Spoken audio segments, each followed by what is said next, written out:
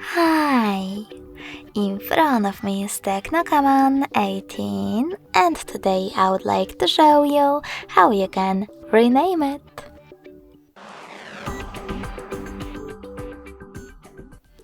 Begin by opening Settings.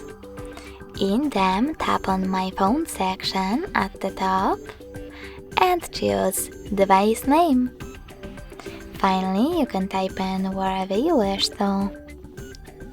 And save your new name by tapping on OK. As you can see, after that, name of my smartphone has changed.